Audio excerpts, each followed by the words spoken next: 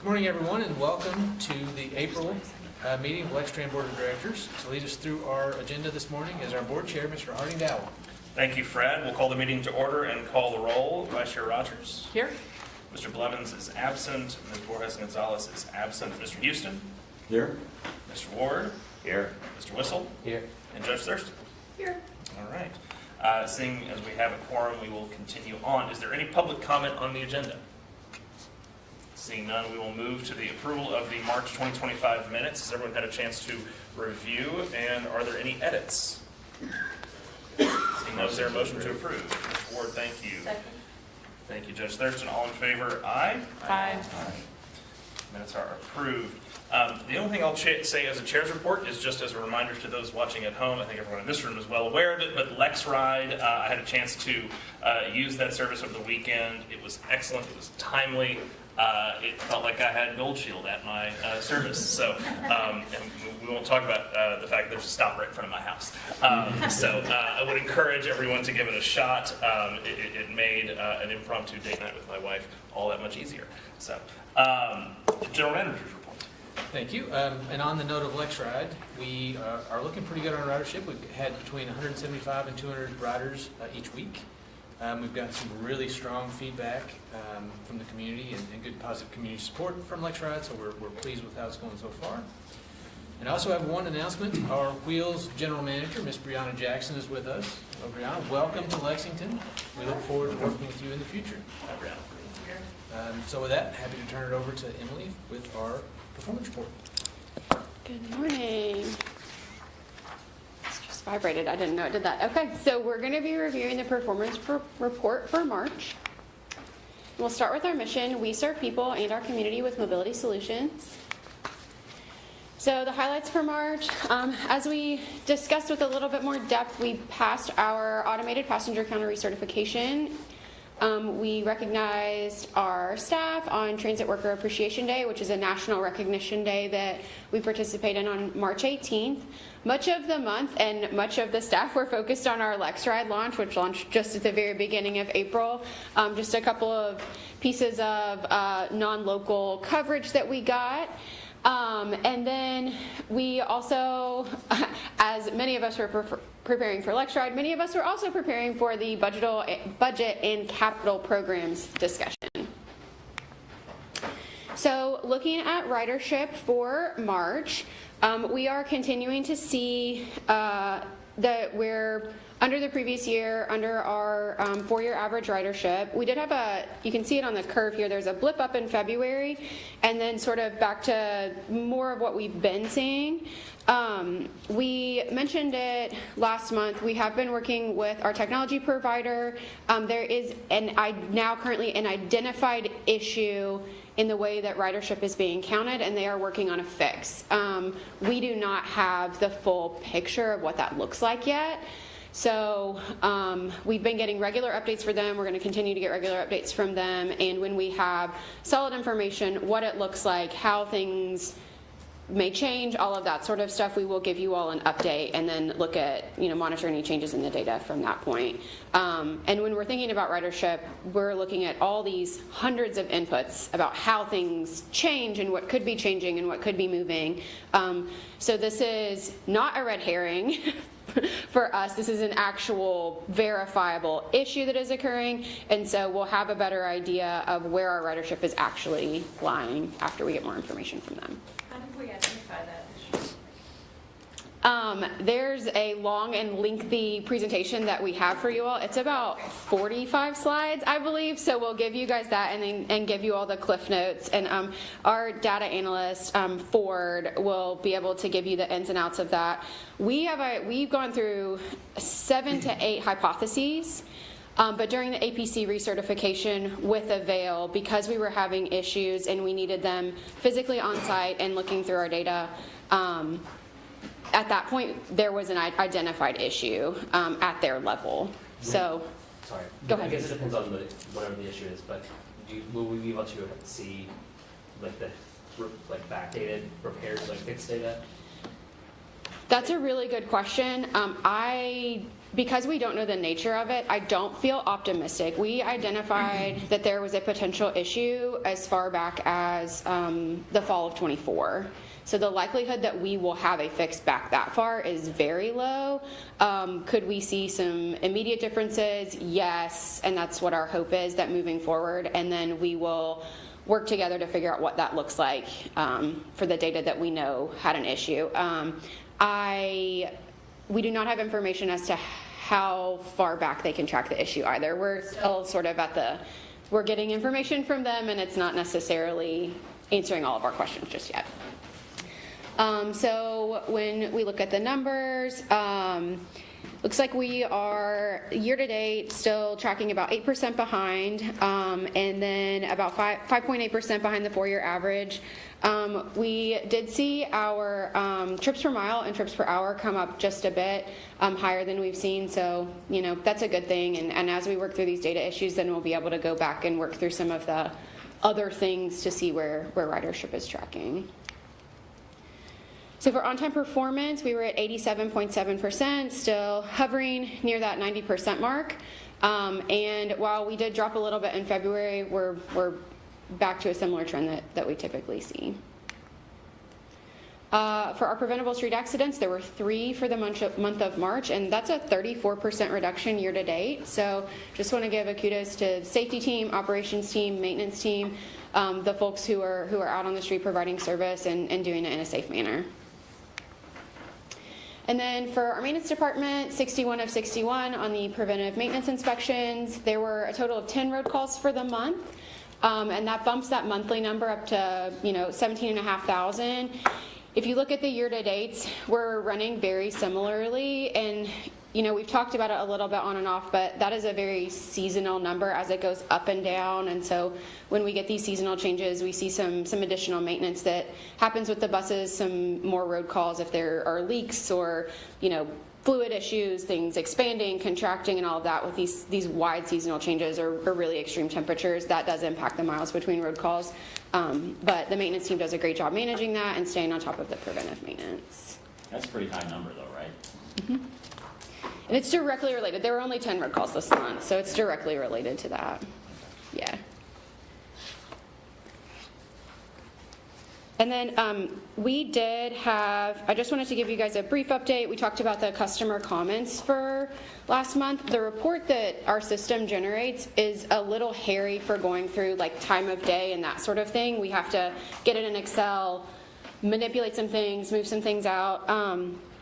But just to give you a general idea, I went through our early bus complaints. So when someone calls in, and this is for this fiscal year, when someone calls in and said the bus was too early, so a pretty low number of those. When looking at them, the majority of them were for Route 7 North Limestone. Upon looking deeper into the investigation, 3 different operators, so not the same people experiencing this. And then when I actually got into the comments, so what actually happened, one of them was actually running late. So it was not running early, it was running late. So that was an invalid comment. Just to give you an idea of sort of how complicated these get, I also wanted to look at our commendations because we're proud when people get commendations. And so the top 4 routes that we had receiving commendations were folks working on Nicholasville Road with the high volume of buses and folks, Woodhill, Limestone, and Eastland. And then just looking at the vast majority are not necessarily tied to my driver on Route 5. It's like, Mike was really great, or Derek is so awesome. And when you get those types, they don't always give you the information that you need, and they're trying to get it out really quickly, or it's on a comment card and you don't have all of the information. So we're going to continue to look at some of those trends and see what's going on. But just to give you like the quick dive into the chaos that is the comments and feedback and commendations, we will get you some more information, but it's a little, some of it can be a little bit misleading when we're looking at these whole numbers across the board. And then I'm going to pause you. I really appreciate you guys diving deep into the numbers and telling the accurate stories with the numbers. Why is my buses running late not counted? Because that seems like something we would be concerned about. It's not counted as It is counted. Okay. It was reported as an early bus. Oh, you're just saying in the way it was reported. Yes, in the manner that the customer reported it, they reported it that the bus was leaving the stop early. The bus was actually running significantly behind, and so it did leave what they perceived as the departure time early, but in the reality of the situation, it was running behind and not running early. And then you just move that over into buses running late, and now we're counting it in our late category. And we count them at late and early fall into the same junket here, so, but yes, that ends up being a late bus, not an early bus, yeah. It was so late, they thought it was early. Correct, yeah. Got it. Sometimes we have a bad day, yeah, exactly. And if you're like a 10-minuter, if you're there 10 minutes early, and then it feels a little discombobulating. Does anyone do you have any other questions? No, but overall, high level, we are getting, it seems like, significant less than the last fiscal year. Customer feedback totals, to date, we've had 137. Last year at the same time, we had 245. No. Is that for wheels? Oh, yes, I'm on the wrong. We have significantly more, They're getting significantly less. I was like, wait, I know these, I've looked at these numbers. And we do separate out wheels and fixed route. So we actually have significantly more on fixed route for That's this what year. Okay, but great job, Wheels. Yes. Emily, so I have a question about the ridership. So, as I recall, ridership is one of the things that funnels into our yearly formula dollars from the federal government. Will we have an opportunity to amend our, like, do we think we're going to have our numbers straightened out in time for that filing? Or will we have an opportunity to, get an extension, whatever, make sure that we give them accurate numbers, because this would potentially decrease our federal dollars. So the next opportunity that we would have to do that is in October. That's our NTD submission. That's what the formula comes from, is those NTD numbers. If we can't go back and edit, which I'm with Emily, I'm not very optimistic that the system will allow us to go back and retroactively add or subtract, depending on how the findings show up of what's happened in the past. That's probably not going to be able to be updated and resubmitted.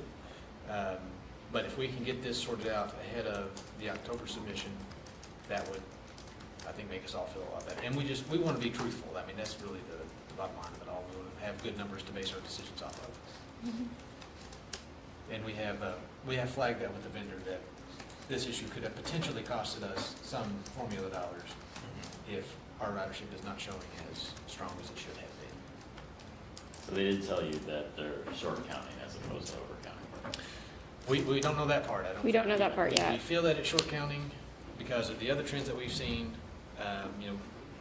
One of the best additional data points to look at is the fare, because there's some correlation there.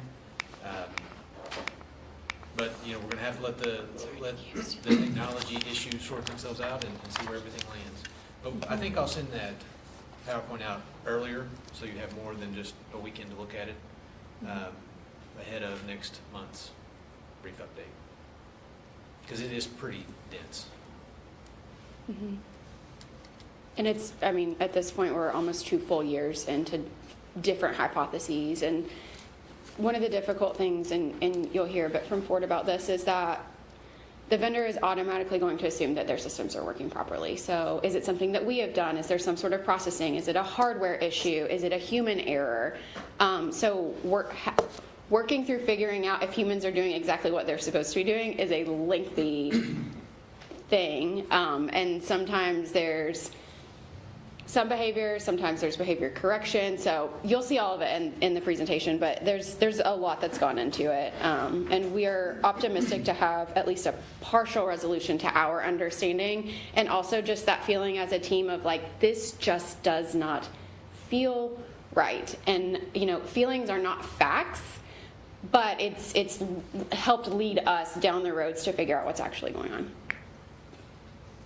Do we have any ongoing promotions to attract new riders, maybe highlight the new transit center innovation, or the fact that you can have real-time tracking of the buses now, so you kind of know when it's coming? Currently, People may not know that. Currently everything's been focused on getting Lextran launched, so we haven't been doing a lot of promotions in that way. We've been working with with C2 to get more things moving in that direction, and also working on hiring with them as well. So there have not been a lot of sort of pushes for choice riders necessarily, but that's definitely, I think, we've been working through a lot of things, and then with these additional services, it creates a little bit of a staff capacity Is that hiring on our side or on C2's side? on our side.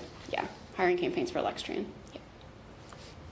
Oh, hiring campaigns. Okay, got it. Sorry, yes, hiring campaigns. Not hiring people to do the marketing. No. Got it, okay. You're saying C2 is focused right now on hiring marketing and not ridership marketing? So there's hiring marketing, there's been the Lextran launch, and then there's the general marketing services that they Yep. provide as well. But there's not been a specific campaign focused on what Michael's talking about. This would be a dumb question, but Lextran ridership counts in the fixed route? And you'll see it reflect on your next month. It will be folded in there. We didn't have any for March since it started on the 2nd, but it will be folded in to the ridership for next month. And we can call it out if that would be helpful. And I think back to Michael's point, we would probably need some board direction if that's something that we would want to focus on, like really marketing to increase ridership, because I think we've been talking about it for the last 2 years. It was why we put marketing in the budget 2 years ago, and then it never, timing didn't work out. It took us a long time to hire the marketing firm. So if it's something that we want to push, I think we would have to push for. I think since we're running lower, it would make sense to try and maybe fill that gap a little bit with some additional. Can we get that as a future board discussion? I mean, Just- yeah, we can, this is one of those things we can just do it. If the board agrees that this is what we should do, I mean, we can run with that. We don't have to formally pass anything. So something like that would be within the purview of what C2 and Lextran are doing within that contract. Absolutely. Yeah, that's well within the purview of the contract. And just depending on the types of marketing, what we're asking them to do, how involved they are, if they're creating graphics, if we're creating graphics, we'll have a brief scope of work, and then they'll put a proposal together for us, and we'll change what we need to and approve it. I understand maybe in the purview. I don't know that we budgeted this significant amount Correct. for that, so it may not be within the budget. We can do a smaller amount. There's no But if we're wanting to hundreds do, of thousands of dollars or nothing like that. but if we're wanting to do that level, I think we need board direction. That's like, all right, this is really something we want to focus on. We want to increase, put my finance hat on. If that's a priority, you got to put money towards it. Yeah. But there's not that level of money towards it. If we want that level of money, we can ask C2 for a bigger proposal and bring that back to the board. Yep. And I understand the data are not right, so that's obviously a problem, but do we have an idea of any problem routes or something where there's been a drop, or is it just general ridership? So initially, when we were seeing the drop, it started on campus with the UK circulator routes. And then as time has gone on, those have normalized and actually increased. And then we've seen a drop in the core routes.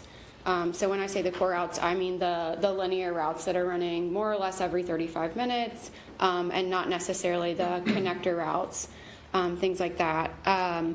So some of the data over the last year could be impacted by the transit center. We can't guarantee that, and we're not necessarily far enough out of that to have enough information to say, yes, it impacted. So yes and no. That's one of the hypotheses that we explored as something's happening on campus. And there were some anecdotes amongst different people that yes, something was happening on campus, but now we've seen that recover. So it's trying to chip away at it one thing at a time. Yeah. The promotions that C2 does, are they mostly static? It's whatever we want. Okay. They could do video, or I was thinking maybe social media ads and YouTube, whatever. Okay.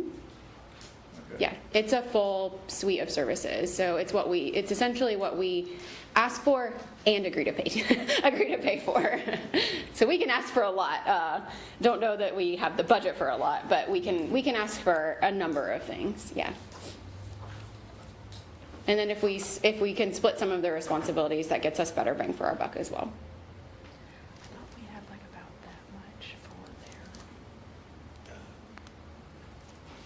certainly think it'd be interesting to see how we would go So about it's even much a campaign smaller for that. choice ridership. Because And that it's won't get us a that different Right.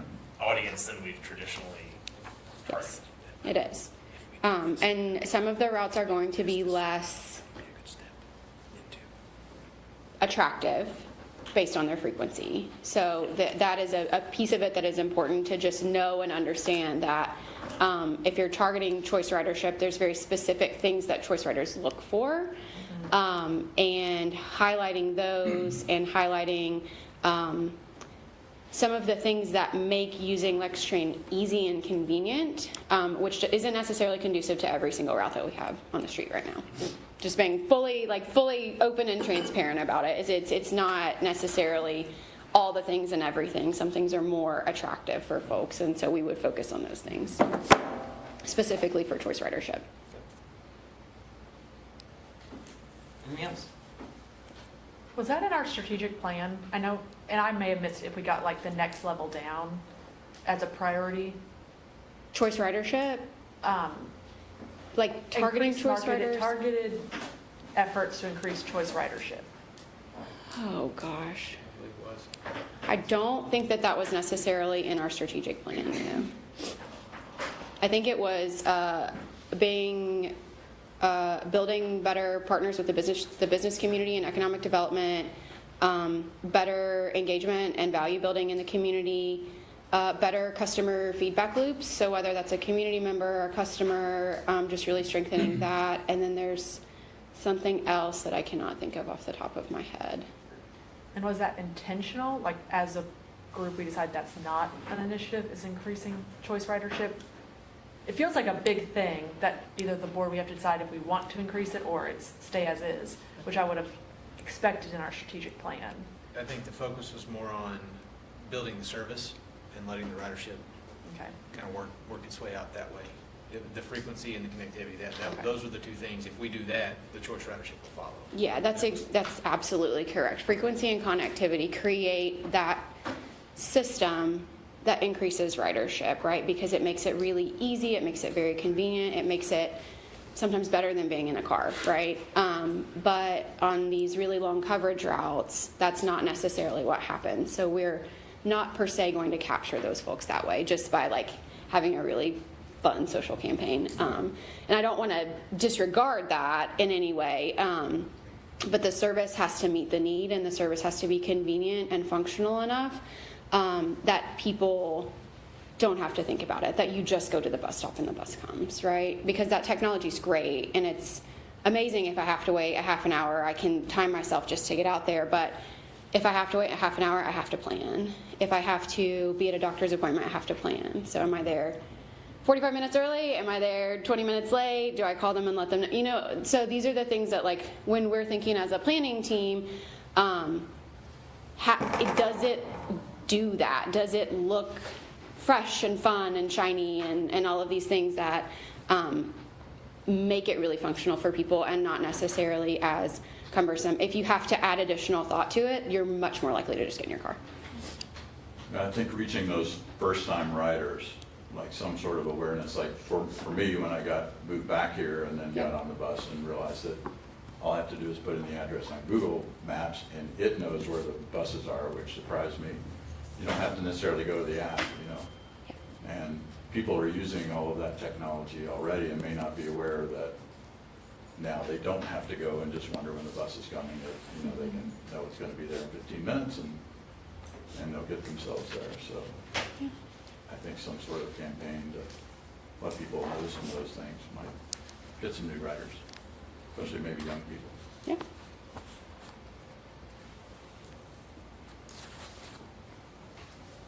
Thank you, Emily.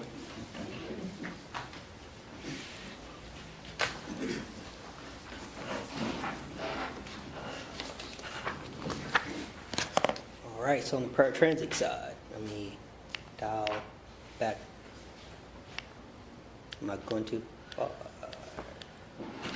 There we go. All right, so I do want to take this time yet again to welcome Ms. Breonna Jackson to Lexington. I also want to mention that her first day will officially be April 27th. Okay? And the previous general manager, Byron, will also be on site to assist that week with the transition process. We do have local management here as well, and then we also have corporate from RATP Dev Wills, as usual on a monthly board meetings, Ms. Jacqueline Spence. She'll also be assisting with the transition as well. All right, so paratransit ridership for the month of March. The ridership was 16,228. I say that number very proudly this month because this month of March is the highest ridership since February of 2020. Emily reminded me of that, so thank you. This is the highest ridership and also potentially the highest ridership trip count for the month. So I know we mentioned 20,000 as that number. We are slow and steadily pushing to that number. Fun fact to know, when I looked at the information from last month to this month, and usually I kind of give like a brief overview to Fred and the M team, from March the 1st through March the 19th, we transported 7,500 trips, give or take. In the month of April, which I'm not technically reporting out the whole month, but in the month of April, the 1st through the 19th, we've already hit 8,800 trips. So that kind of shows you the projection of where we plan to go in the upcoming month. I also want to point out, if you look at the chart, in the month of October 2025 is the highest point of the ridership. And also April 2025, prior year, we were just shy in that 15,000 sweet spot, but also it is continuously in line with the trend. And it seems like it will continue to rise up until somewhere of June of upcoming year, and then kind of like take a plateau and kind of shift with the trend. I'm having clicker problems today. There we go. All right, so as far as the productivity, total ridership overall remains strong compared to the previous fiscal year. Total ridership is up 9,242 riders. Weekday ridership is a 7% increase compared to the previous fiscal year, reflecting an increase of 17% increase in the weekend ridership. The revenue miles and revenue hours remain steady, and the trips per hour is 2.24, which is constantly commending kudos to you all, meeting expectations for at least 2 trips per hour.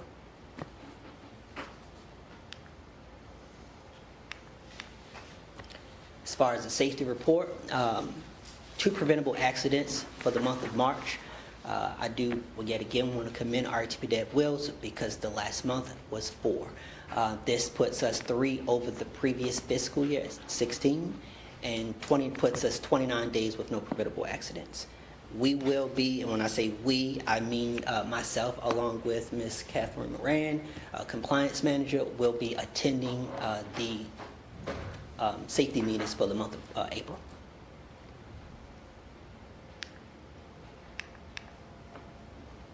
All right, so on-time performance. The on-time performance for the month of March was 74%.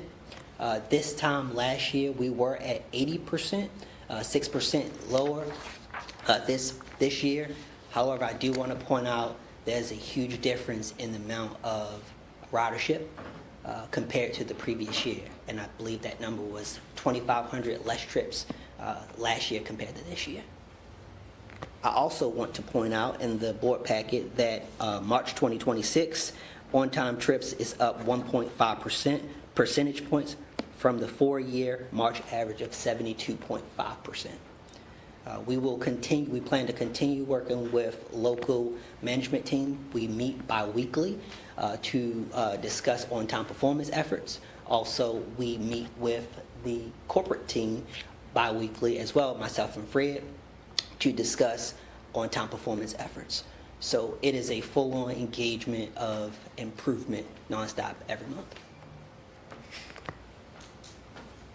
Any questions? Question? Yes. Just wondering, is there any chance there's a correlation between the drop in the fixed route and the increase in the wheels, like maybe some people are shifting because of whatever circumstances from the fixed route to using more. I don't know how you would figure that out, but I'm not sure. I can work with Emily to look at different travel trends and see what we can come up with. I know for several months, the challenge with on-time performance has been available fleet and operators. Are we still seeing that as a challenge, or do we feel like we've got the fleet and the drivers, we're just not keeping up? I do want to say that I think that we are at a sweet spot with fixed route buses, because that is the ultimate goal, is to kind of like move those those vans out of and prioritize more buses. I also want to mention that RTB Dev is fully staffed. However, we did have conversations sometime this week, and we talked about we may need to make adjustments in the hiring process to accommodate the increase in ridership.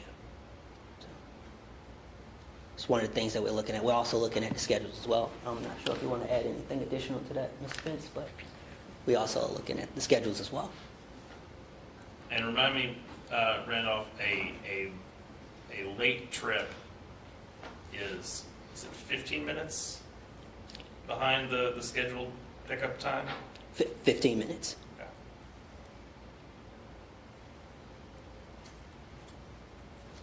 I have a few comments. Yeah. I also had that hypothesis too of, as Lexington ages, is this becoming a larger part of our service and fixed route a lesser part of our service? I don't know that necessarily they're correlated, but it is something that we're growing. And maybe we'll get back to that 20,000 rider. I believe in you and all of our team to get back to that 20,000 rider. It's a good and bad problem, which I also understand the unintended consequences of increasing ridership.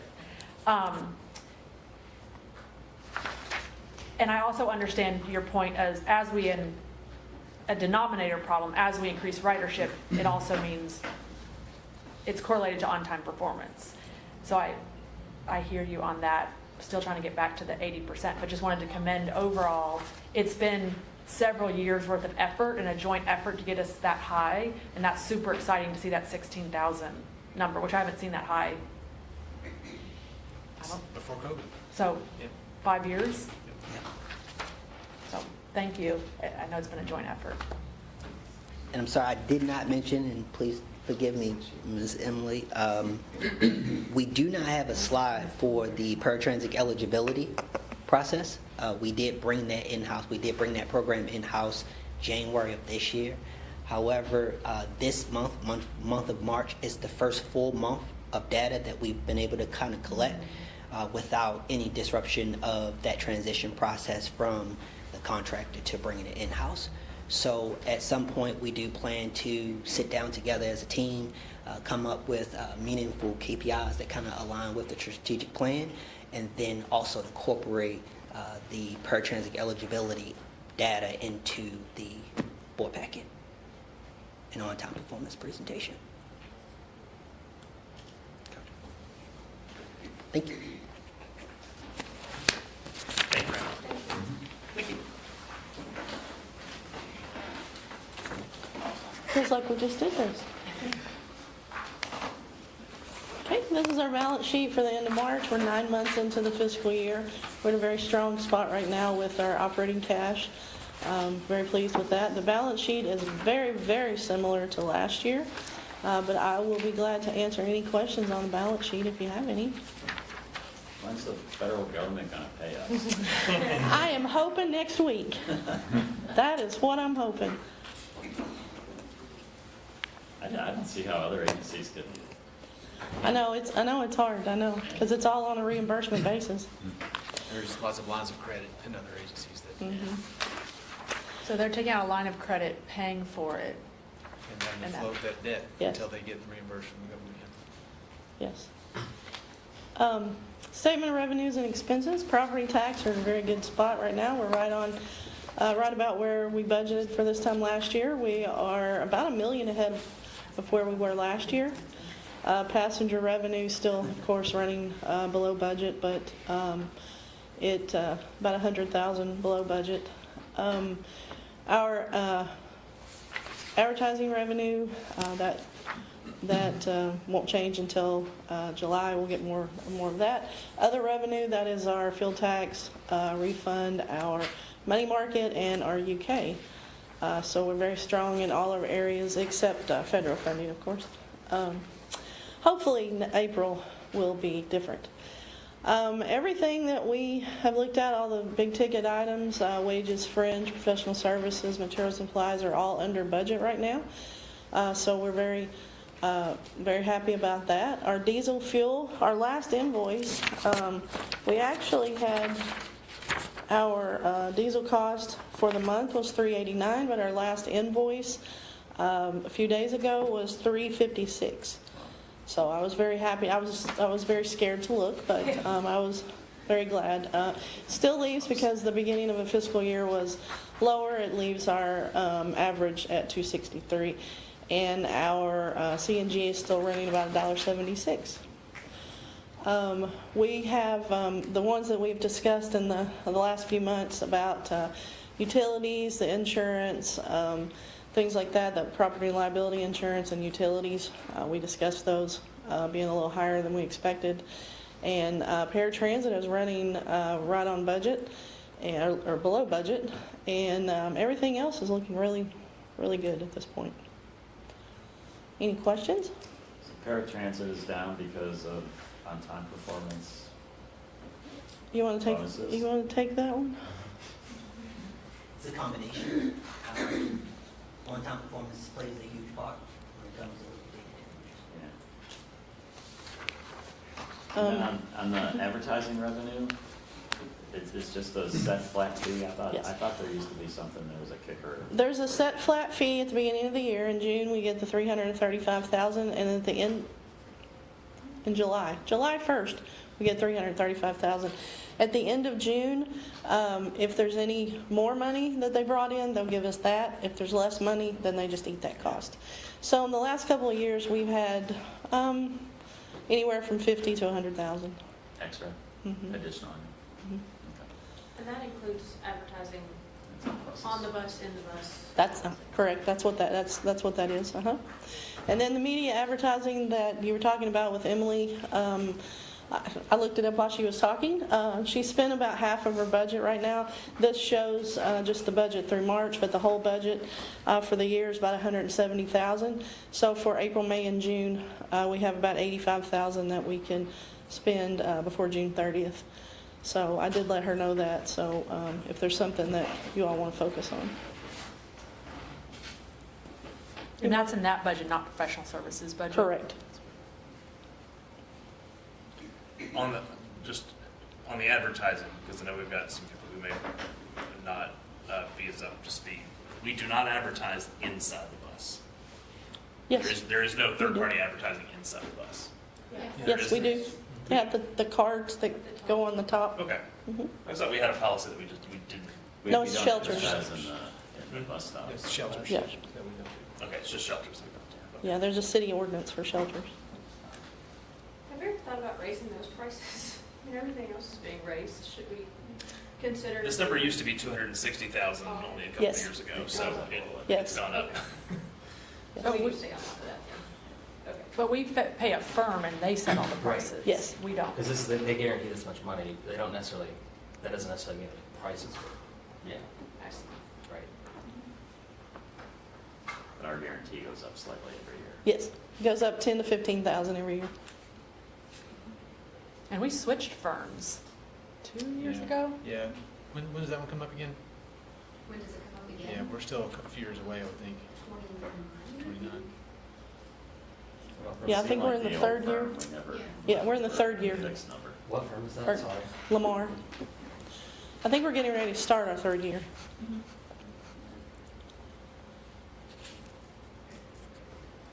Any more questions? Do you have any idea what it costs them to wrap a bus? Yeah. Do you know? UK is about $9,000 to wrap the blue ones. That is for us Yeah. to wrap the balloons. That is not, that is a Lextran price, that is not a public price.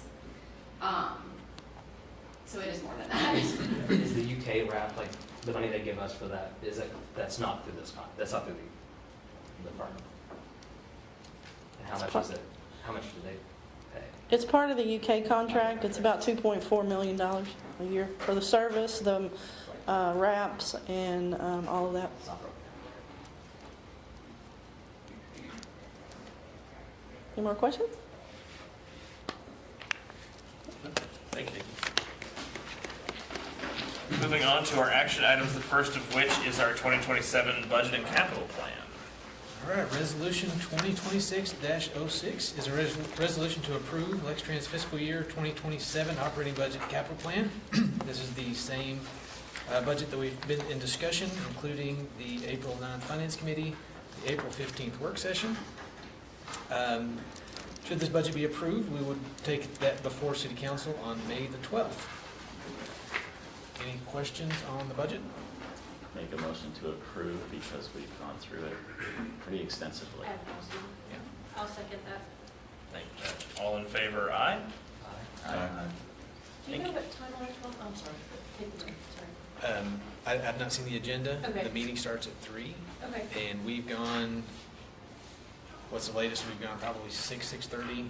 So it could be any time between 3:30 and 6 or 6:30. It just depends on what else is on the docket. Is it helpful for us to be there? I'd love for you to be there. The last couple years have been interesting, Yeah. but have led to us getting almost $1 million more from the city in our budget because advocating for priorities that weren't necessarily reflected in our budget. So it led to that 725 plus the 250 for Lextran. And do you think that will come up again, of like, do they need to put it in the following year's budget? It'll be part of my presentation to talk about where we stand on things and what it might look like moving forward. And reminding them they gave us $1 million to continue services, we need another $1 million plus next year. Yep. Speaking of which, Resolution 2026-07, microtransit operations pilot. This is a resolution to award a contract for microtransit operation services, so the pilot program. This firm is Tidewater Transit, which does business as VIA. So the duration of this term is 12 months. There's 2 options within this offer, one of which we would use Lextran's vehicles, and the other we would use VIA's vehicles. The staff recommendation here is for us to use our own vehicles, in which case there would be a $12,964,000 cost to our mass transit fund, in addition to the $725,000 funds received from LFUCG. Any questions on this resolution or this program? If we're using our own vehicles, I'm assuming that they're cutaways. Those would be the transit connects that we've taken the cutaways, we pushed the cutaways to wheels, we took the transit connects back out. So they're the smaller vehicles with a smaller capacity that fit the microtransit service model a little better than what a cutaway did. Okay. So and when you say transit connect, that's a Ford vehicle that's sort of in the Sprinter van category, right? Okay. So we're not harvesting those from an active Correct. service. And as part of the strategy, we know that those vehicles, the capacity of those vehicles was restraining wheels to an extent. With the additional investment in cutaways, we were able to.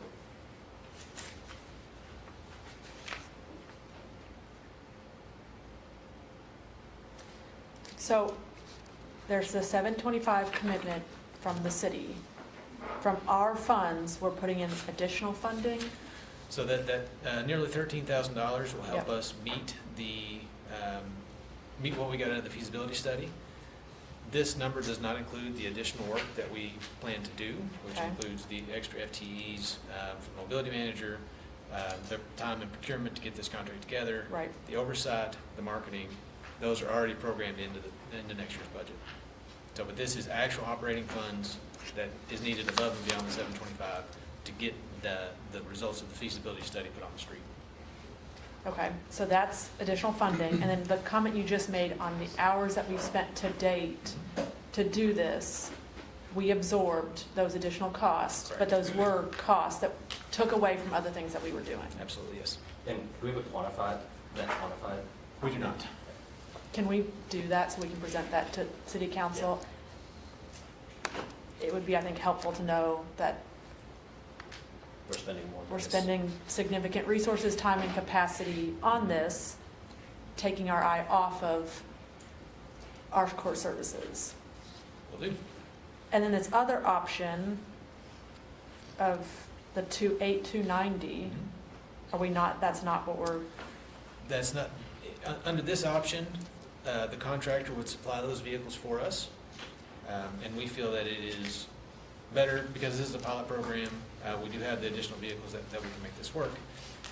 Go ahead and take those cost savings and move forward with our own vehicles. okay, so you're recommending the other one, you're recommending taking 13,000 Yes. and add, and then what was the original allocation? Because I think city council originally gave us 350, and we went back and said, we can't do anything with 350. The original allocation was 250, the second allocation was 475. And we're saying, like, even with the additional allocation, we still needed more We money. still needed more money. Yes. Plus all the time and capacity we put in. So to really make it work, we're looking at closer to like 850 to 950. Out of the study, it was 1.2 million for a year. I don't know that we are going to be, once we quantify this, I wouldn't expect it to be $500,000 of additional cost and Right, time. But that would give you some point of reference. I think we're doing less than 1.2, but it is certainly more expensive than the 740-ish that's here, And it's for 12 months or, 12 months. and then this option to extend 18 months. Would you walk me through that? Because we didn't really know what to expect when we put this bid out. We wanted to see what it would be to stretch that to an additional, a few additional months. Because out of the pilot, or out of the feasibility study, 2 years was really what you would want to do Right. to have a better understanding of whether or not this is feasible in the future. This option would get us closer to that. We knew that 725 was not going to get us anywhere close to 2 years, but we wanted to just get a better understanding and a better feel of what that cost would be to push out. Now, what you see here, the $1.30, that is on the cost per hour, which is how these costs are put out. What's the hours So of does that, operation? sorry. George, go ahead, George. Hours of operation are 6 to 8, Monday through Sunday, 7 days a week. 6 to 8 p.m. 7 days a week. 7 days a week. And where are the buses housed when they're on duty? If we go with the option that there are buses, they'll be here.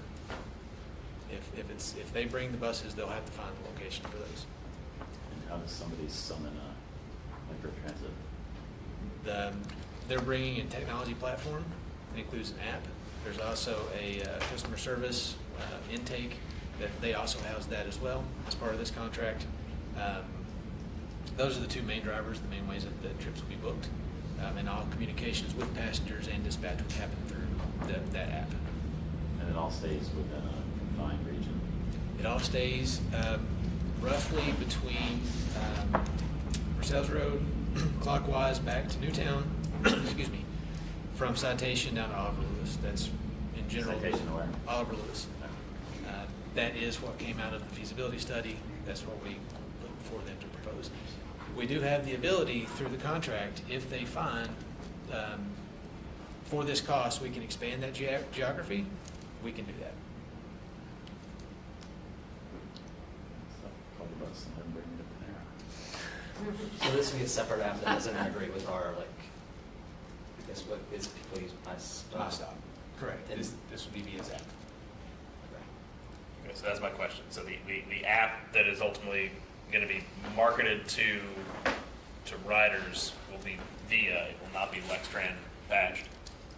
But we will co-brand it, from my understanding. But yes, But you couldn't look at both options if you're like, oh, do I want microtransit or do I want a regular bus? I think long-term, we would want to do that. Right. And I think for this pilot, I'm not sure that they will be able to get us there. Yeah. But long-term, if this were to stick, then yes, we would want one place to go to evaluate all your different mobility options. But if I'm going to use it, I need to download the VIA app, and then VIA will figure out where I am once I'm in their environment. Yes. Okay. It's a little bit like the platform that Lex Park uses, where pay by phone is used across the country. It figures out where you are and who you're paying. So ultimately, this is not a not to exceed number. If we do more revenue hours, we will pay more than the 737 or the Correct. 1.02. I think that's clear to understand. This assumes 10,220 vehicle revenue hours. How do we come up with that number? That is the span of operations, so the 6 to 8, multiply the number of days of service in the year. Okay, so it is not dependent on ridership. No. If we stick with this window of operating hours, it will be the number that's printed on the paper Yes. here. So the option to extend, that $5 or $30 is an increase on the cost per vehicle revenue hour? Correct. Okay. And the revenue hours, that's the real lever that we have for costs. If we go into this and we say, hey, Sunday night, nobody is using the service, we can have the conversation of removing those hours and not paying for them. Okay. If it's a situation where one vehicle can operate the service rather than two, we have that option as well. Are we paying any penalties to VIA if we reduce the operating hours? No. And we can do that at any time? I have what may be a stupid question, sorry, I'm gonna claim new guy service, but, like, would this ridership affect our federal formula stuff at all? Like, does it count towards that? So if there's a reduction from our regular fixed routes, it still is counted? This is going to be part of our MTD submission as well, yes. It's not anticipated to reduce much though, right? Because it covers an area that's not as serviced by Yes. fixed route. The intent of this is to support and augment our fixed route system. This is not replacing any of our fixed route service. And if we extend or decide to extend, we'd be going back and talking to the city Yes. about helping out with that. Yes. What if we hit 737 after 6 months? I think we're going to have to dial the levers back before we get there. If we see that we're running over, we're going to have to cut some of those hours back. Okay. We're going to have to try to make this last for that entire year. Wait, how would that happen? I thought we just said that ridership won't affect the Now, cost. ridership won't affect, it's the hours, but if something were to happen, I don't know, give me hours out, if something goes sideways, I don't know, but the hours is how we would adjust cost. All right, so it's based on hours. Yep.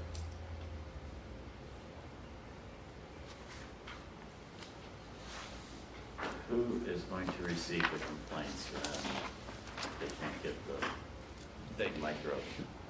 yeah, part of VIA's customer service is to receive those complaints. Now, we're going to follow through with them, we'll follow up on them, but that is part of their responsibility. And how often do they have to come report to us how things are going? We can do it as often as the board sees fit. And then Lacey, our mobility manager, is going to be overseeing this, so she can also help report out as part of our performance report every month. And is there an age limit to who can summon a bus? There's not, we talked about how young can you be solo?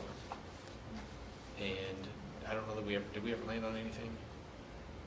Not officially, there's not a standard, so we anticipate working with the organization to understand what best practice is, because it varies incredibly wildly across different areas. And depending on if it's a transit agency funded program or a government funded program or a privately funded program, the rules start to change and willingness for liability changes.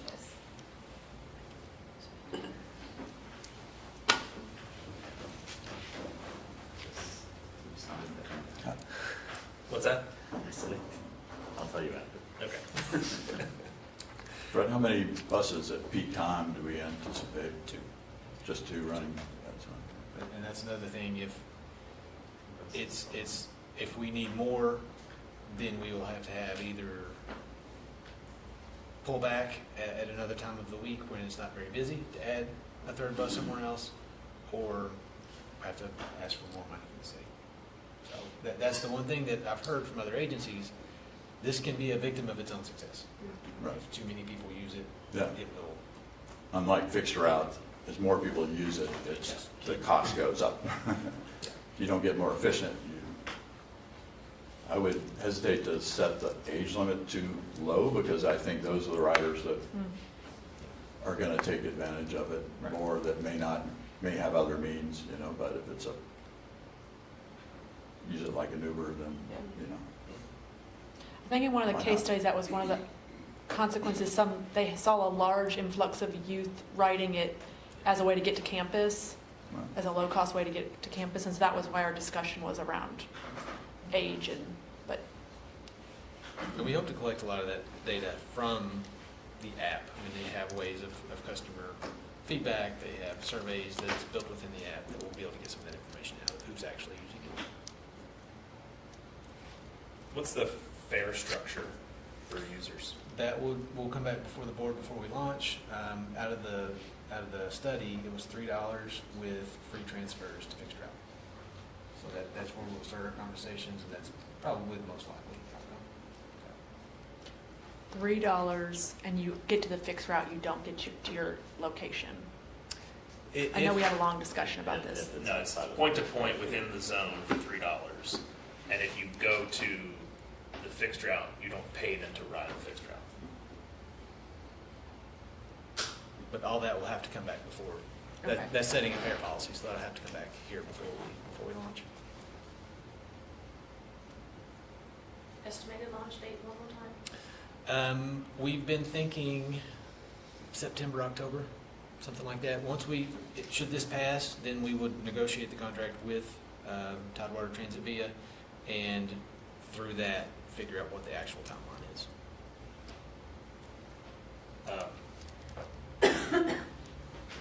Does Keeneland fall within the zone? No. Okay. Remind us the zone. How far out does it go? Yeah. The outer edge would be, it's Alexandria? Yeah. Maybe by the road, And that's up to Citation, yeah. It may over be to Newtown. from the Versailles Road corridor, it may be Biley Road to Alexandria to Citation. Okay. I don't think it's Lane Allen. I don't think it continues It's all inside continues the Alexandria to Lane Allen. And those are, again, the things that we can, once we start, we can adjust those. If we see that too much demand is coming from one location, or not enough demand and we need to stretch a little further, I mean, those are the things that we're going to be able to look at the data and adjust should we choose to do so. It's a big step into the unknown. Yeah, well, I mean, I appreciate the amount of data that hopefully we can get out of this and the flexibility that we have. I certainly would support the Lextran supplied vehicle option. If there's any appetite on the board to spend an extra $250,000, but I'll hear it if you got it. Okay. And I have several questions. Yeah, please. Just don't wrap, okay. Because I think I'm really excited about this and have several mixed feelings. Because I think maybe George and I are the only one that have sat and cut service as a board member because didn't have funding. So I'm really excited to add service, and we've made those hard choices to cut service. And so I know that was part of the discussion before of, well, we can't fund this, but the city came and asked us to fund this. And so we were doing this as a pilot to collect data and then understand if the city wanted to do it further. Was the additional funding in the budget that the mayor proposed this?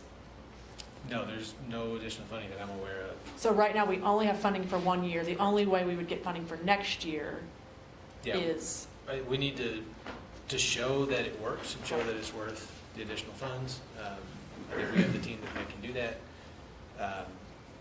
But again, I wouldn't recommend that we can do this on our own. and so because it wasn't funded in next FY7's budget, we would have to go with a gap. We're out of funding if we run out of from October. Yes. That we would have to make the cut, and then we would have to wait a full 9 months to get more funding till right, if I'm doing everything right. Yes. Unless it is included in the fiscal year 27 LFUCG Right. budget. Right, which is not currently, It's is what not currently, but that budget hasn't been Right. passed yet, right? was not in the mayor's proposed budget that came out. What's is their budget? That's fiscal year, right? Yeah, for FY27. And there, we still have what, few months before it closes, but just for us to realize if it goes October to October or September to September, we don't have money until the next July, if it's not in this year's budget. And so that would also be an interesting, for data, to like not have 18 months or 2 years, just something that to make sure council's aware of. Right. So that was one. If we decide to vote no on this, we just give the funding back? Or is this, we don't even have this funding yet, the We- 725? We don't have it yet, no. Okay. We don't have it yet. But there was always that discussion a year ago that they could give us this funding. We could say, I'm not going there, but we could say no Yeah. and just not take the funding. Yes. Was VIA the one that was advocating for this originally? Yes. They're the one that went to the council members and to Yes. Field. And we went through the whole competitive process and they came out. Yes. Okay. Those are my questions. Thank you. I hope it exceeds my expectations. I still have some reservations, maybe like some others, that delivers the best cost benefit of transit dollars, so. But I think we're going down the road of the pilot and I'm behind it, but let's see how it comes out. To Jamie's point though, like on the budget gap, is council like aware of that? Like, do they realize that? Yes, and we're going to try to work with partners in the business community as well to see if there's any appetite for support to try to get this funded. And have they talked much about scaling up if the pilot delivers, or is that a later discussion That's a about? later discussion.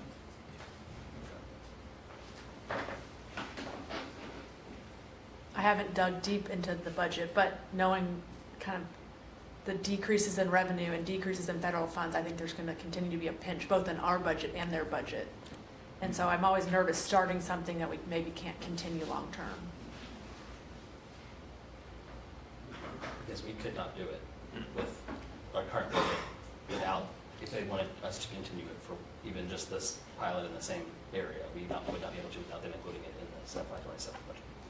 No, and we've had a lot of conversation of our own priorities. Right. If we had an additional allocation to be made, I think it might be the recommendation that we look at frequency over this.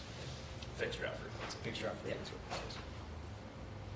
And so that was kind of my comment of like, we're taking our eye off of our core services of where, if that would have been our priority for the additional funding. Wesley, we had a company do a feasibility, and the cost per trip is $56. $3 for the fare.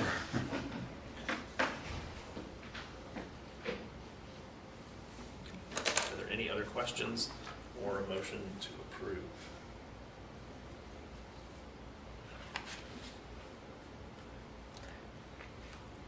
I'll make a motion to approve I'll make a motion to approve. I'll second it the same year. But you have to pick the option, which option you're recommending. Using our The vehicle. staff recommendation. Using our vehicles. Yeah. Okay. All in favor? Aye. Aye. Okay, 2 abstentions. Okay. Silent comment.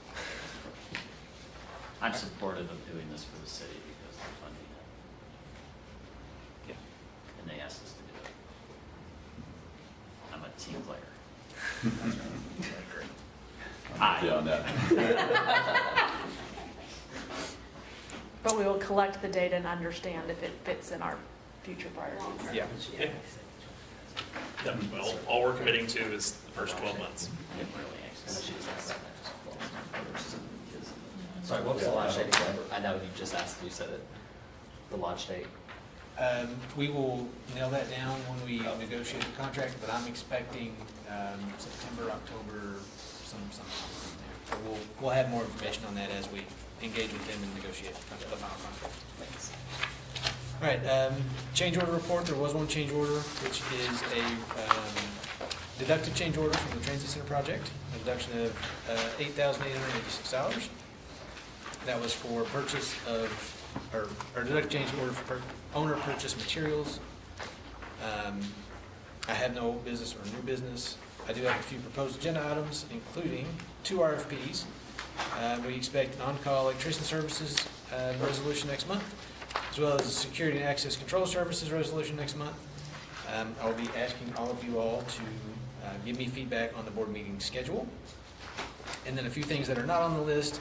We talked about a ridership update. We hope to bring that to you next month with an informative PowerPoint in between. A marketing discussion on marketing, perhaps for next month. And then the IRB conversation. Karen and I was going to work through that and see if we can continue to target next month for that discussion. And then 2 items that are not lined up for May, but very well could be for June. Continued discussion of our fare boxes and a report out from TransDev. And I believe that's all that I have. That's all that I had as well. And before we adjourn, Yeah. it wasn't part of my resolution, but can we make it formal that it is part of our performance, that we get the monthly update on how this is going? Microtransit? Yes. Yeah, we can do that. Okay. For sure. I don't know if you needed that formally said, No. but. We got it. Any other business from the board? We are adjourned. Thank you very much. Thank you all.